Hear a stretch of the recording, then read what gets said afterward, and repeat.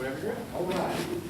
Well, I'm very excited to be here and very excited to kind of continue to learn about University of North Carolina. Obviously, I've probably had the job for 2 to 3 weeks, but maybe have been on campus 4 or 5 days, obviously with recruiting and just how that goes. So I just got back in town today, as a matter of fact, and just the transition up to this point has been phenomenal. The people have been unbelievable. Obviously, I've had a relationship with Coach Fedora for a long time over the years, have a tremendous amount of respect for everything that he's done both on and off the field as a football coach and as a man. And I'm just excited to get started. So it's been a couple years. Actually, I was sitting in your seat less than 2 months ago and actually enjoyed it. Didn't know if I would or not, but I actually enjoyed it. And but I'm looking forward to getting started here, and I'm really looking forward to just kind of growing relationships, meeting new people, looking forward to, getting to know our players and getting to know, people in the administration and so many great people around here that I've already met a few that have invested so much time, whether they're former players, just people that have been around the university and the athletic program for so many years. It's been short-lived up to this point, but I really enjoyed it, and I'm extremely excited about moving forward and getting to meet and learn and just embrace this University of North Carolina culture. Coach, can you explain what type of scheme you're going to use, what's your defensive philosophy, and those kind of things? Well, when you talk defensive philosophy, it's real simple. When you turn on the film, you're painting a picture. Every coach paints a picture. Every player paints a picture. And when you want that picture to be done, you're the artist. And regardless of what scheme, I have over the years run a 4-3. We will do some more evaluation on players to see exactly what the best thing to do is in terms of not trying to put round pegs in square holes. But what we do want to know philosophically, and what we do want to see philosophically when we turn the film on, is we want to see a relentless, aggressive defense. You want the opponents to start worrying about you on Sunday by the intensity level and the effort that your players give. And when you put on that film, you want to see a certain element of selflessness with every player on the defense. So it really doesn't matter whether you're a 4-3 or a 3-4 or a 4-2-5. When you put on defensive film, philosophically for me over the years, those are the things that I want people to see. I want to see aggressiveness. I want to see people playing with heart and effort and soul down to the core of their body. And I want them to see guys that are very selfless in terms of their contribution to being a great defense. Regardless of the numbers, regardless of what type of scheme you run, that's the idea of team defense to me. So much now we see teams for multiple fronts going 4-3, then 4-2-5, whatever. I mean, is the idea just to kind of mix and match as you need to, whether it's personnel or instead of being married to a scheme like you were saying? Right. Well, I think that you obviously have to evaluate your personnel, and you got to look and see what skill sets you have at every different position, and then you got to put them in a position to be successful with what they can physically do. I think that one of the things you have to be careful of when you're trying to, install a defense and build a foundation of defense is not doing too many things. And I think this day and age with offenses the way they are, look at our offense here. Very productive, schematically, defensively gives you a lot of problems and headaches. Defense, sometimes this day and age, the term less is more is very relevant. Should I say very relative, because you have to be able to not trick yourself. Offenses in college have really kind of moved away from the NFL model and have really gone to a lot of different deception, moving parts, all of these different things, particularly now that quarterbacks are in the mix as your third tailback, so to speak. So the main thing defensively is just don't trick yourself. Make sure that you're doing enough to have some variance in there, but not doing too much to trick your own guys. And I think that's where the fine line is. And And that's where we have to go with it. We have to figure out what that balance is.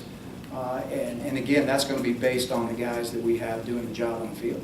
I'm sure you have been approached by other jobs. What made this the right fit and the right time for you? You know, I took 2 years off for my family.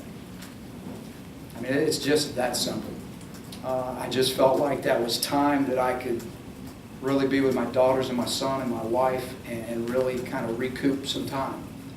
And in my mind, if I got opportunities to come and coach again, then I'm blessed. If I don't, I've had a great career. And so in those 2 years, there were several opportunities. People were obviously going to ask, why this one? And to me, the answer is real simple, because to me, every decision that I make in my life moving forward is a quality of life decision. That's what it is. It's, if I take this job and I move to a certain place, am I going to be happy every day at work with the people that I work with? Am I going to really embrace the culture, the area, the community? All of those things matter. Geographically, it mattered to me. And then you throw in the fact that my amount of respect for Larry, ironically, we've kind of mirrored each other's careers as we were coming up as coordinators. He was at Florida when I was a coordinator at Auburn. Then I went to Texas as the coordinator on defense, and he was at Oklahoma State. And then when I became the head coach at Iowa State, he was still at Oklahoma State. So I've got a really high level of respect for having to defend and go against what I know is a very productive offensive guy in mind, and I've got a lot of respect for Larry in that regard. But I've got more respect for him as a person. And if I ever said that I was going to go back and be an assistant for somebody and work for somebody, it would be a guy like Larry.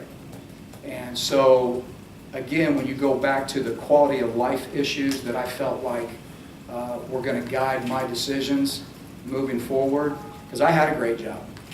I had a great job with ESPN. They were great to me, and SiriusXM Radio. It had to be the right thing for me, and all of the research, all of the things about North Carolina fit for me personally.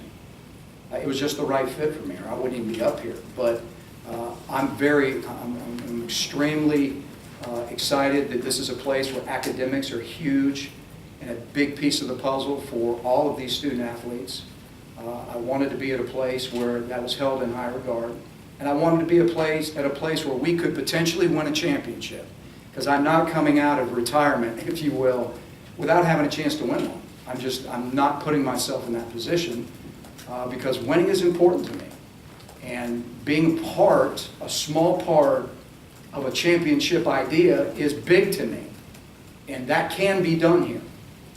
That can be done here, or this probably wouldn't have been the right fit for me. I love the challenge of where we have to go. Larry and I have talked about that in depth. And so I'm all in. I'm all in. How much watched film of this defense last year? I have. I've watched film, and you know what? It was obviously schematically a little different than what I'm envisioning. I've got a lot of respect for Vic Koenig. I've known him for a long time. You know, all of the issues, you know, we're not looking for blame, we're looking for cause. That's me. I don't look for blame, I look for cause. What can we do better? Because I got a high level of respect for all the defensive coaches that were here, putting their time in to try to do the best job they can. I've looked at the players. You know, and again, the evaluation process is going to continue to move forward, but we will look a little bit different, and philosophically it will be a little bit different. And you know, every day our goal is going to be to put together a championship defense. How much did you have to vet out the situation here to be comfortable with coming here to work? Vet out the situation with the NCAA stuff. I don't know what you knew before you were contacted about this job, but how was that process? Yeah. Well, obviously, we had some conversations about it, and if I wasn't comfortable with it, I wouldn't be here for you to ask me that question. And I mean that. I'm not trying to be smart out about it. How extensive was it? You know, extensive enough for when I have trust in people, and I talk to the right people and ask the right questions. It doesn't need to be a long, drawn-out, you know, belabored process. You know, I asked what I had to ask. I talked to the right people, felt very comfortable with the situation here moving forward. And, you know, again, I just, I trust the people that, you know, that I've known. And everything to me, again, going back to my quality of life decisions, I felt like we were in a great place. I heard you ask the questions about recruiting to Larry. And you know what? You know, that's a battle that we'll fight. But guess what? We're all in there. We're hooked up, and we're back to back, and we'll fight the fight. That won't be the first fight that I've been involved fighting. You know, so I'm excited about it, and I feel very good about it. And our job is to not look backwards, but let's all move forward right now and see where we can go from here. And that's kind of the excitement in my mind that I have right now in terms of where this potentially can go. Where did things stand with the assistant coaches that were on staff? I guess Coach Dish and Gilmore. Are you guys going to retain them, or is that being determined how the staff is going to line up? What's the situation? Right now, just everything. I think we're evaluating everything from top to bottom. Again, I haven't even been here long enough to move into a place yet, so I'm still trying to find my way from the Marriott to 2 or 3 other different places. So, but you know, I think we're going to evaluate everything, you know, from top to bottom. Again, as soon as we have the time to really sit down and take a breather and do that. Did you happen to talk to Mack Brown in terms of evaluating your potential for a job here or since about his time here? Mack Brown is what I consider to be one of my truly, truly great friends, role model, mentor, him and his wife Sally. I have a great deal of respect for him, not just as a football coach, but as a man and his word. And when I talk to Mack Brown about North Carolina, he just glows.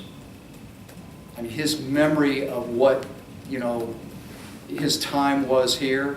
And you got to think about a man that has, you know, he's a college Hall of Fame football coach. And his time here and his memories here and how he talked about the academic part, how he talked about, you know, the priorities that it were to be student athletes and win championships at the same time. I didn't have any idea that we've won that many championships in all these other different sports here. That's very unique to me. So there's a commitment here to be great in athletics as well as to be great in the classroom.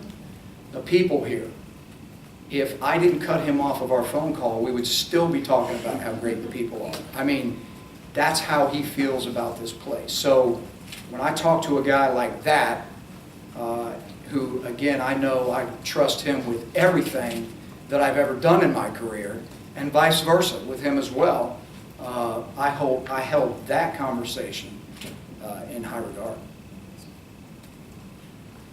Do you have enough feel for any of these players in this class to comment on any of their abilities or any guys who step out in your mind? In this signing class? Yeah, absolutely. I mean, the first thing that I did when I came in is, I had to do 2 things. I had to watch our own guys. I mean, you don't really know what you want or need until you know what you have, right? So that would be the common sense first thing to do, which I did. And then I was able to watch all of the other guys that were already being recruited and our coaches had relationships with. And so I'm very comfortable with that. Everything, I don't want to get into specifics of players because I think there's really, really good players in this signing class defensively. But everything that we're going to do, in my mind, on everything, in all the defenses where I have felt like we've played a championship level type of defense, everything starts with the defensive line. Everything. And so I think that, again, without naming names, we've got 3 really good potential defensive linemen that really, as I've done my homework here, this is kind of like D-line U, if you really want to get down to the nuts and bolts of it. So we want to continue in that direction. I think the coaching staff did a fantastic job of holding on to those guys. I just came in the tail end and tried to be a part of it, but I wasn't the relationship guy. Those guys were.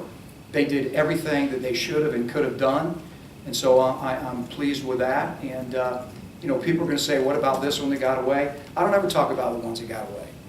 I talk about the ones we got. Those are the ones that we love up. The ones that got away, we wish them luck and we hope we play them. That's how it works. So. As someone who's spent some time in other Power 5 conferences, can you just talk a little bit about your thoughts on where the ACC is right now in terms of football? Well, you know, I've spent so much time, you know, kind of in other leagues for the most part. I know that there are some tremendous football teams in this league, without question.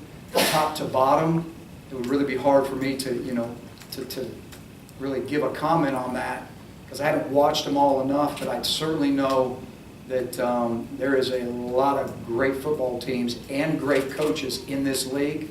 And so I'm sure every day we'll have our work cut out for us on that. All right, thank you, folks. Thanks, Coach. Thank you.